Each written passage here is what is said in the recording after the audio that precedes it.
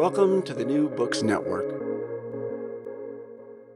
Hello and welcome to the New Books Network. I am your host, Eleonora Mattiacci. I am an associate professor of political science at Amherst College.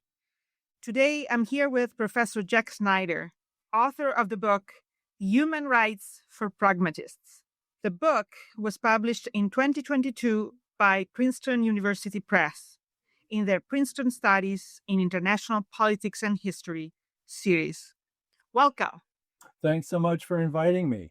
Tell us a bit about yourself. I started off working on topics that were pretty far away from human rights. In my early days, I was a product of the Cold War.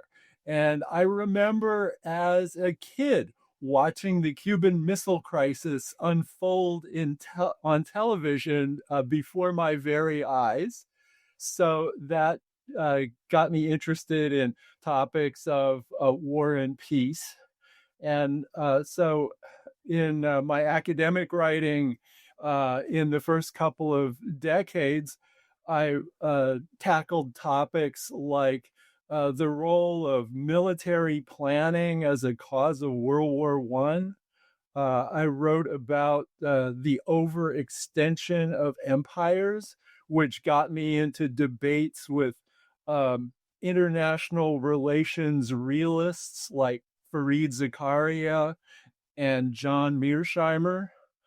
But once we got into the period of, the end of the Cold War and the rise of rapid democratization in various parts of the globes that had been communists or had been other kinds of dictators, then I started working on democratic transitions and the rise of nationalism, where as a kind of contrarian, I pointed out that in the early phases of transitions out of autocracy towards democracy, you often wound up, not with the glories of the liberal democratic peace, but you wound up with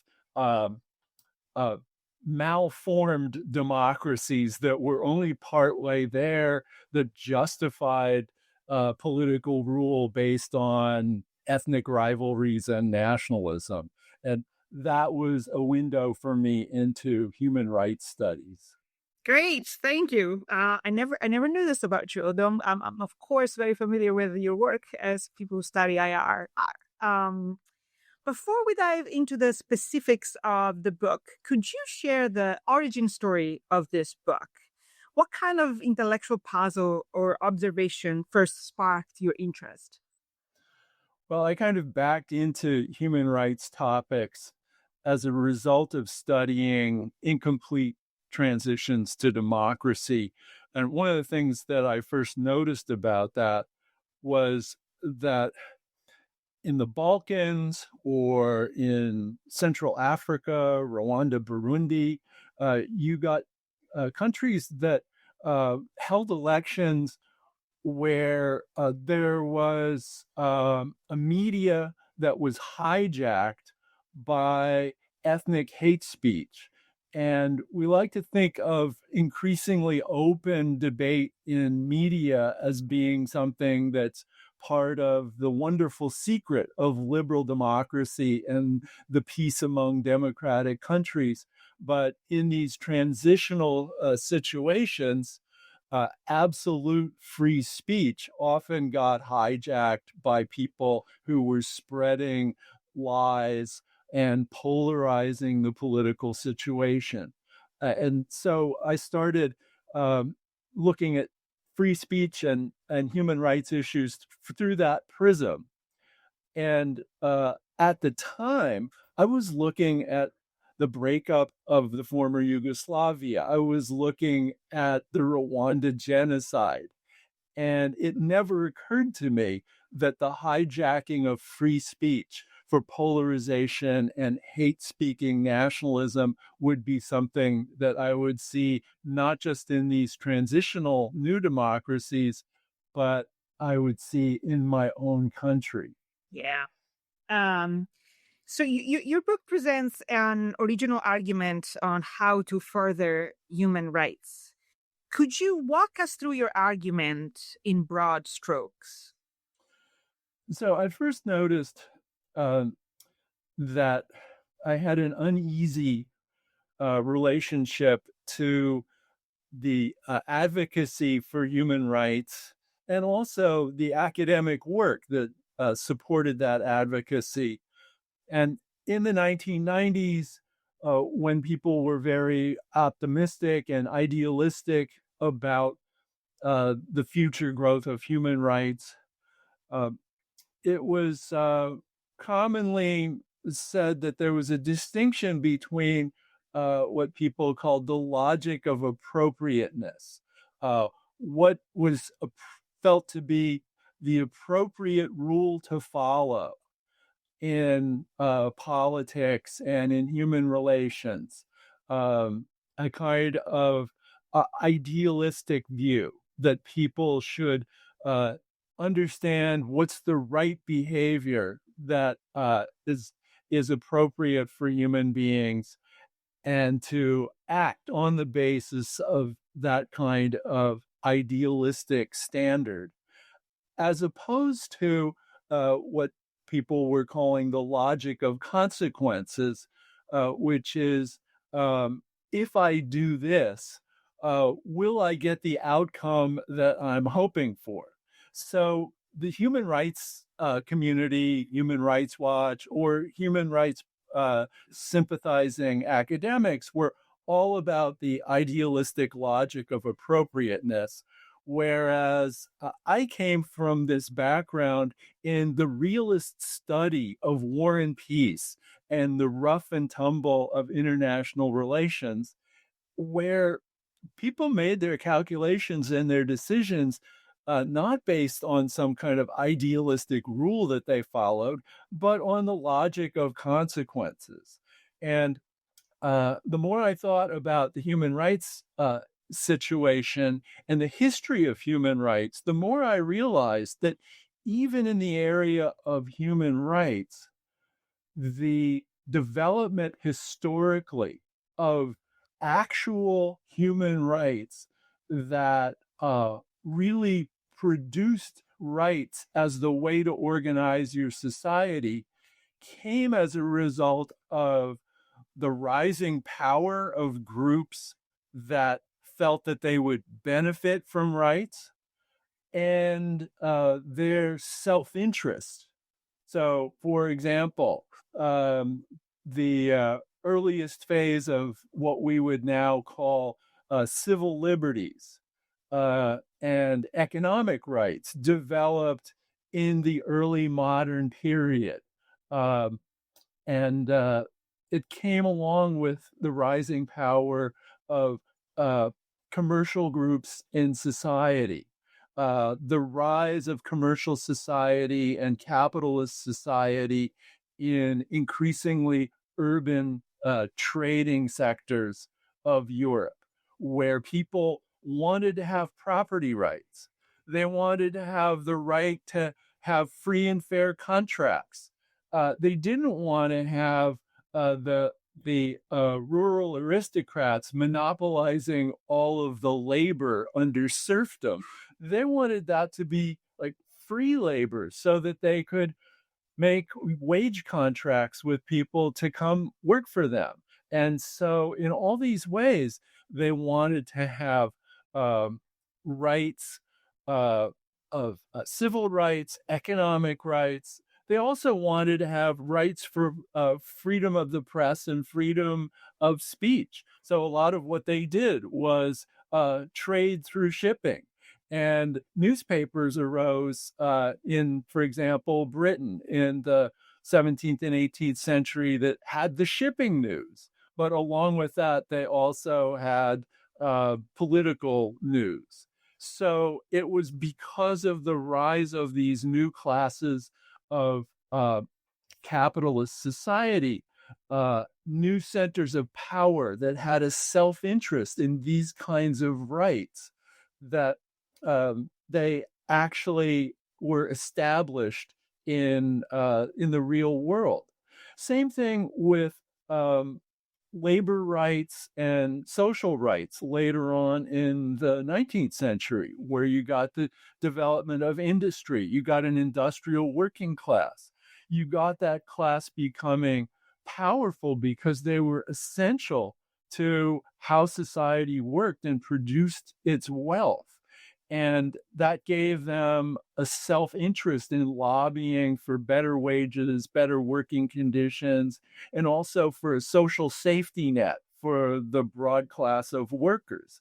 So they were more powerful and they were self-interested and they wanted these labor rights, and they got them because they had the power to insist on them. The other piece of the kind of logic of consequences is, in a diverse society with a bunch of different interest groups, how did people put together coalitions where some people might want workers' rights, other people might want property rights for the owners of the means of production? How could they forge coalitions that were practical, that could set up a system of law and rights where you get the rights that you depend on, we get the rights that we depend on. We don't all want the same thing, but we can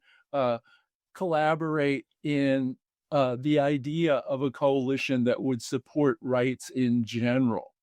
So this was my original insight into like where these rights were coming from, and I noticed that it was so different from the attitude of the people who looked at rights based on the logic of appropriate idealistic rule following. They are all about idealism, about universalism, and about the use of techniques like moralistic shaming to coerce people into accepting rules of the game. And I thought that, that actually often produced backlash, made people resentful, and that the pragmatic, self-interested approach was more effective in getting allies for the cause. Yeah. Were there any surprising turns in your thinking as you developed this argument?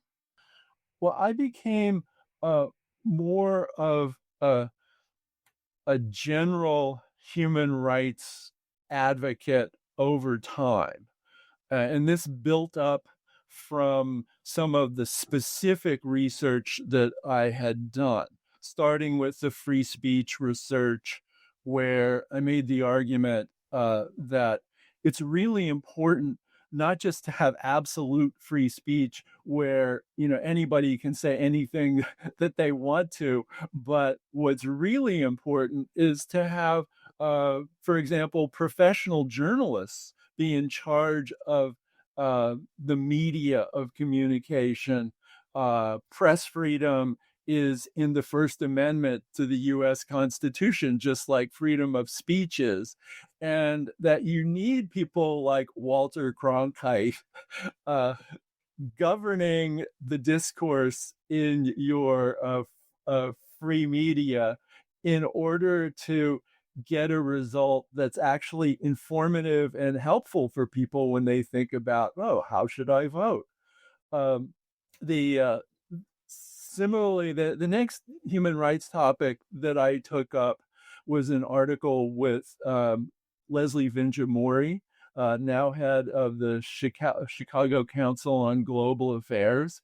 And we looked at transitional justice and how societies that are moving from authoritarianism and or civil war towards democracy deal with the crimes of the past.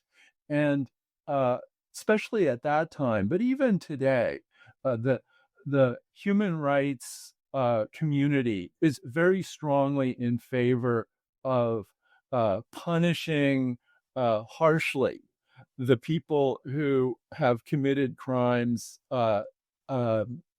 in society to uh, establish and sustain their authoritarian rule, or war crimes in the context of civil or international wars. They want to put people on trial and punish them, make them an example. And Vinjamori and I, studied a whole bunch of cases of this kind of transitional justice, and we argued that the better approach was not always, but sometimes, to cut a deal with the perpetrators of atrocities so that they would step down from power and allow the transition to rule of law and democracy to move ahead. And so this was another case where I saw this kind of logic of consequences being in tension with uh, the logic of appropriateness. And this is called the peace versus justice debate in that field. And the standard human rights advocates would always argue that without justice, you could never get peace. And Vinjamori and I and some other folks have been arguing, wait a second, without peace, it's hard to establish justice. The statistical research on human rights is that the single most powerful predictor of having bad human rights in a country is when it's at war.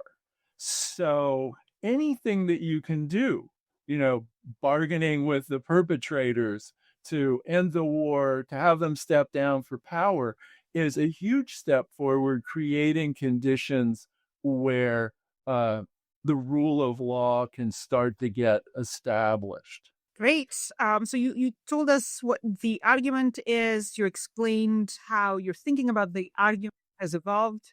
Let's shift to the empirics. Could you tell us how you approached gathering and analyzing the evidence? My book is mostly a synthesis of things that people already know but hadn't put together. So some of the pieces, I and my co-authors did, pretty long and detailed research. The article on hijacking free speech in the early stages of transitions were case studies that started with the French Revolution, but then jumped to the situation of the 1990s, Yugoslavia and Central Africa. The peace versus justice debate research. I was in the lucky situation that Vinjamori was one of my PhD students who had written her whole dissertation on this, which we kind of synthesized down into that article. The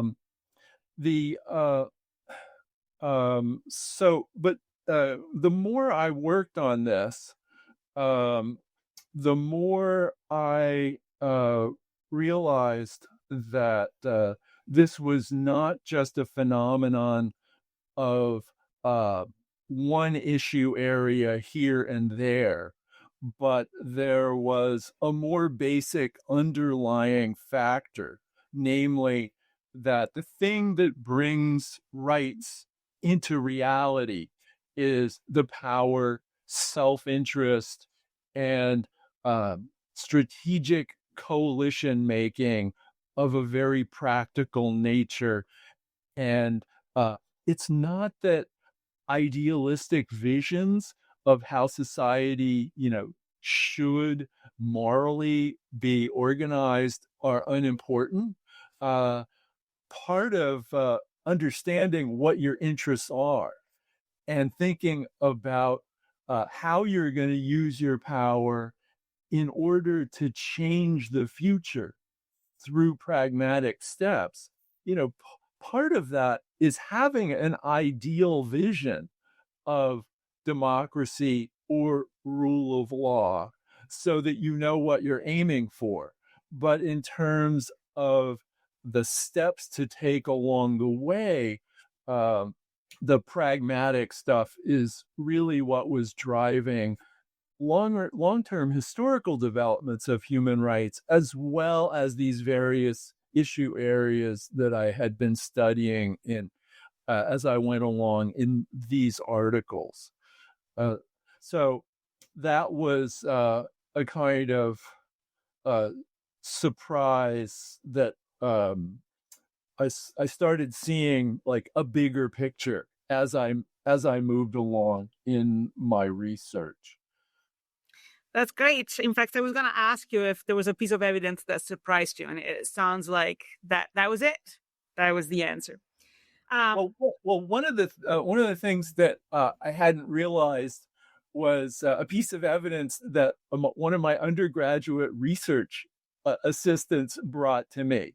So I got interested in the middle income trap, which is the idea that countries, as they develop, get stuck at a point that's about 1/4 U.S. GDP per capita, and that unless they reform, they have a hard time moving to higher levels of wealth and efficiency, which affects everything about how society is organized. So I knew that this was like an interesting break point for countries as they were becoming more liberal and rights-based with rule of law.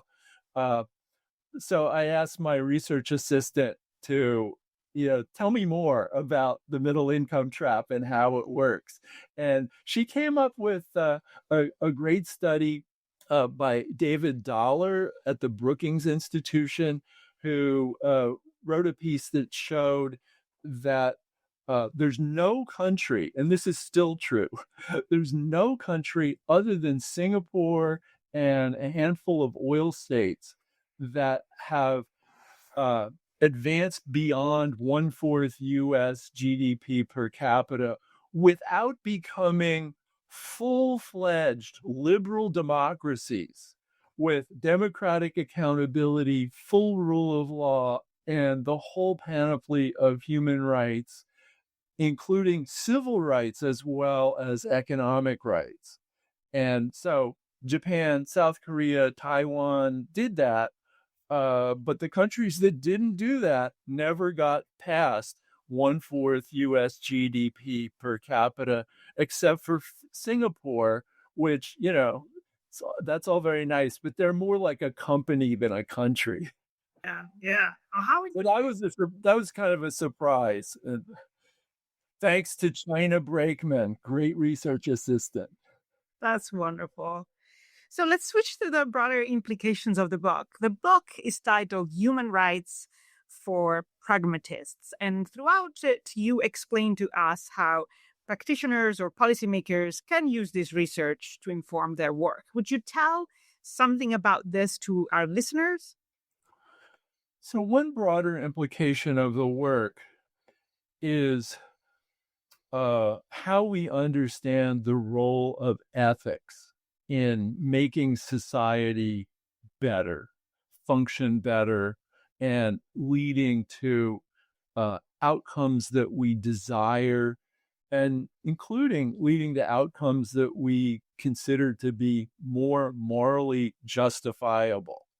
So one of the things that I learned in the course of doing this work is captured in like the old adage that ought implies can.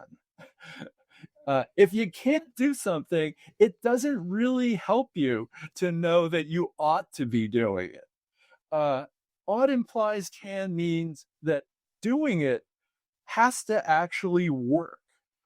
On the other hand, if you are going to step out of the normal morality of appropriate behavior, you need to have a good reason to explain to other people. Because if you don't have a good explanation for your expediency, they're going to say you're a hypocrite and they're not going to cooperate with you. So if you go the route for expediency because you think that this is the best way to advance human rights, it's got to be plausibly justified. If you think that limiting freedom of speech is going to be necessary to sustain a liberal society in certain respects, you're going to have to explain to people why that's the case and how certain kinds of limitations may be needed now in order to have a transformation for a freer marketplace of ideas in the future. Or you're going to have to explain why cutting a deal with a human rights abuser is necessary to solidify and consolidate a democratic transition so that the end result will be a rule of law state where ought is actually possible going by the normal rules of a liberal society. So this part of the book discusses what's involved in being an ethical realist. And I invoke U.S. progressives like John Dewey or Franklin Delano Roosevelt. And I think that we can contrast them with the cancel culture of some people who call themselves progressives today, but wind up producing a backlash that sets back their project by provoking resistance. Yes, very interesting. So you tell us what practitioners or policymakers should take from your book, this being learning to become an ethical realist. The book came out in 2022. We are recording this interview in 2025. Let's talk about how the book was received. What is the one part of the book that resonated with the audience, with your audience, and what did you make of it? One part that always resonates is the chapter on shaming. So I make the argument in that chapter that it's often the case that when human rights people shame people in other societies for violating universal human rights norms, that it causes a backlash. The people sometimes see this as imperialism. That wait, the white people of the global north are now once again telling us that we're immoral, and they want to tell us how to live and how to govern themselves. And this is an argument that many people see like happening before our very eyes. You have people running for president of Kenya against the International Criminal Court and winning on that basis. You have Vladimir Putin calling human rights of the Western variety decadent, and rallying, Russian nationalism against this shaming that's coming from the liberal West, and engaging, in fact, in counter-shaming and succeeding because, lots of cultures and countries or segments of opinion, even in our own society, are not particularly liberal. They are mired in traditional values and traditional ways of organizing their community. And so it's important to think about when shaming is going to work and when it's going to lead to this backlash. So the people at Human Rights Watch were very nice to me. Over the course of a few years, they invited me to present various of my chapters of the book to their staff. And one that they were really interested in was the shaming chapter.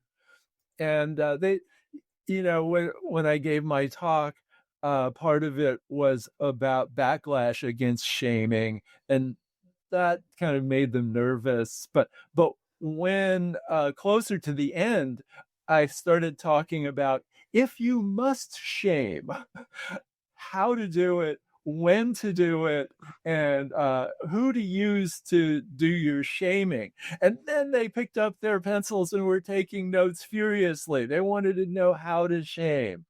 And so basically you want to have people from inside a community doing the shaming, not outsiders. To the extent possible, you want to be impersonal in your shaming. It's like your third grade teacher. Instead of like coming down hard on Johnny talking over Susie in the class, you would just instead start the class with the reminder, oh, class, as you know, of course, we don't speak over top of other people. We respect them and listen to them when they're talking. And Johnny knows that you're talking to him, but you don't point out Johnny. So, the Human Rights Watch people were interested in learning how to shame better. So the toughest sell for U.S. audiences was the chapter on the marketplace of ideas, because I found that the U.S. audiences were often either First Amendment absolutists, and they didn't want to have any restraints on free speech, other than shouting fire in a crowded theater, or they were technological fatalists. They just thought, we live in a different era. We don't have Walter Cronkite anymore and the 3 TV stations that monopolized the airwaves. Now we have social media, and there's just no way to control the lies and disinformation and conspiracy theories that are out there. And there's really nothing that we can do about it. So, I get a lot of pushback on the marketplace of ideas chapter, which is all about how can we regulate the marketplace without violating the basic idea of free speech in a free society. And my argument in the chapter is that people associate regulating speech with censorship. And in fact, a lot of the regulation of speech that we've been trying to do, including the liberals, is censoring certain types of speech, hate speech or whatever. And my argument is that you don't want to censor the content of speech. You want to do what Walter Cronkite did, which is to set up an information forum so that there's somebody who has editorial professionalism and responsibility and who's making a judgment about whose information to gather in, who to include in the discussion, and how the forum for exchanging ideas should be structured so that when people put forward an incorrect fact or an illogical idea, they will be called out either by the journalist who's interviewing them or by somebody else on the panel discussion who has a different view and is challenging their facts. And so the brunt of that is that chapter is to regulate the forum rather than censor the content of speech. My example is Wikipedia. So when Wikipedia first started, there was very little, if any, editorial control on people posting, stuff on Wikipedia.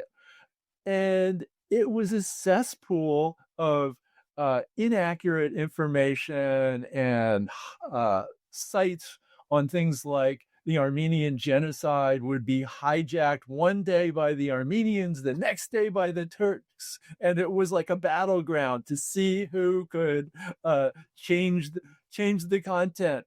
And the Wikipedia people, after a while, realized, wait a second, we need to hire some people who are professionals, who can be editors, who have policies that they enforce. And so that even though we basically have a free speech and voluntary participation model, the people who get to do that have to be trained and vetted by the editors first.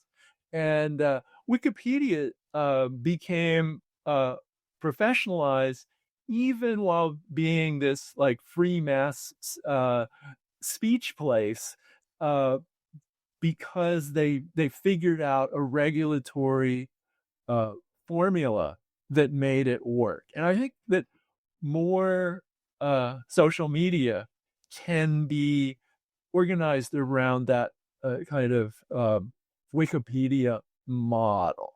That's it. We'll take ingenuity to figure out how, but it's not hopeless. Great. So you told us the kind of reactions you had on the book since the book was published. You presented it to multiple audiences, different reactions.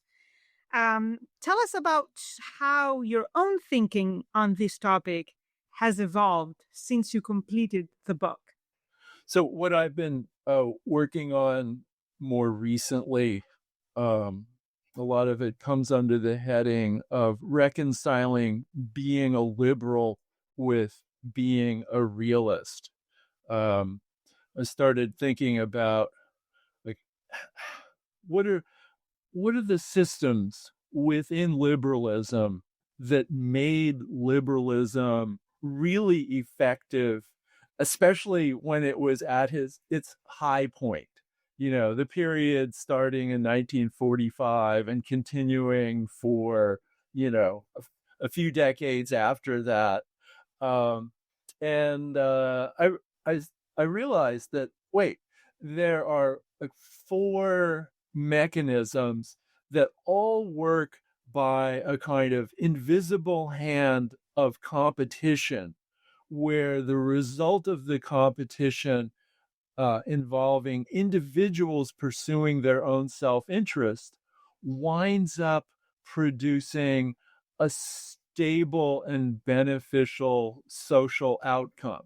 So this, of course, was originally the idea of Adam Smith, of the marketplace of ideas having this invisible hand that made everyone better off. But it's also true of the marketplace of ideas. It's sometimes true of the market for votes, where if you read the American politics literature from the late 1950s, they would explain that, well, liberal democracy is a better form of government because you have this competition between the 2 political parties, and they realize that to win the election, they need 51% of the vote.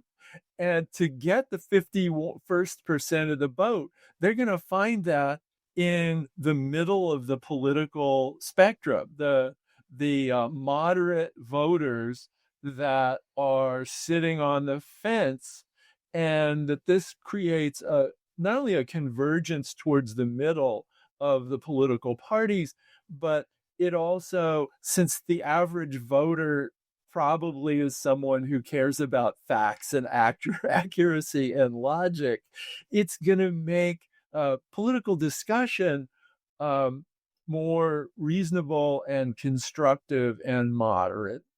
And so I've been, thinking about liberalism as, we often think of liberalism as kind of too idealistic to really be true.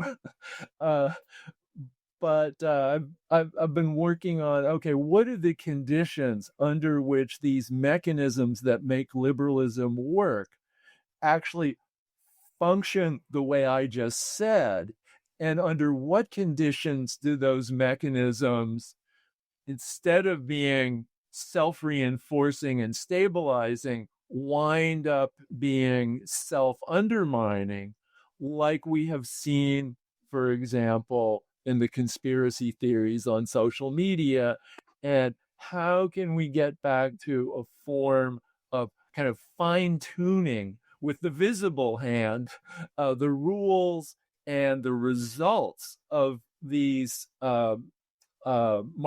market competition mechanisms, so that it works better in terms of bringing back the social welfare democracy of the kind of greater days of democracies past, the more reliable and stabilizing political discourse, and the moderation rather than the polarization of the two parties. So that's what I'm working on now. Is this a book project? Well, in the fairly short run, it's an article that I expect will be published in the journal International Security. They're having their 50th anniversary. Oh. They asked me to write a piece that would reflect on the crisis of today in light of the last 50 years of the liberal international order. So that's what I'm working on. Well, if it ever becomes a book, you must come back and tell us all about it. From your lips to God's ears. Thank you so much for talking to us today. My guest has been Professor Jack Snyder, author of the book Human Rights for Pragmatists. The book was published in 2022 by Princeton University Press in their Princeton Studies in International Politics and History series. I'm your host, Eleonora Mattiacci. Until next time.